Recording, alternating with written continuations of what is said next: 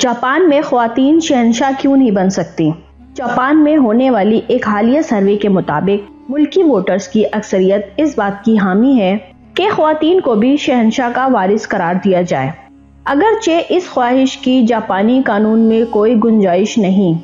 جاپانی قوانین کے مطابق کسی خاتون کو شہنشاہ کا وارث قرار دیا نہیں جا سکتا، لیکن جاپان کے نئے شہنشاہ ناروہیٹو کی تخت نشینی کی تقریب کے بعد کیے گئے ایک سروے میں یہ بات سامنے آئی ہے کہ جاپان کے اکثر ووٹرز یہ چاہتے ہیں کہ خواتین کو بھی شہنشاہ کا وارث قرار دینا چاہیے۔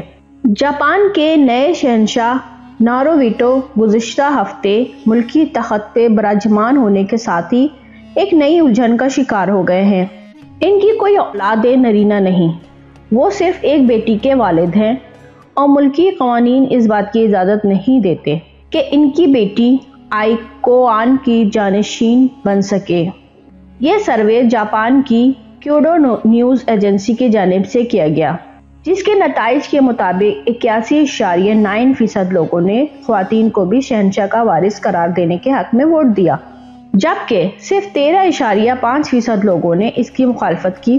سروے میں 1009 ووٹرز سے ان کی رائے لی گئی تھی۔ فی الوقت جاپانی تخت و تاج کے 3 ورثاء ہیں: شہنشاہ کے چھوٹے بھائی 53 سالہ ولی عہد شہزادہ اکیشینو، ان کا 13 سالہ بیٹا شہنشاہ بابا ہٹو، اور شہنشاہ کے 83 سالہ چچا شہزادہ ہٹاچی۔ شہزادہ ناروہیٹو اور ان کی اہلیہ مساکو کی واحد اولاد ان کی 17 سالہ بیٹی شہزادی کو ہے۔ انہی کی وراثت کے حوالے سے جاپان میں بحث چھڑی ہوئی ہے۔ چونکہ ملکی تخت و تاج کے وراثت کے لیے مردوں کی تعداد گھٹ رہی ہے، اس لیے اب جاپان میں یہ بحث جاری ہے کہ عورتوں کو بھی تخت نشینی کی اجازت ہونی چاہیے۔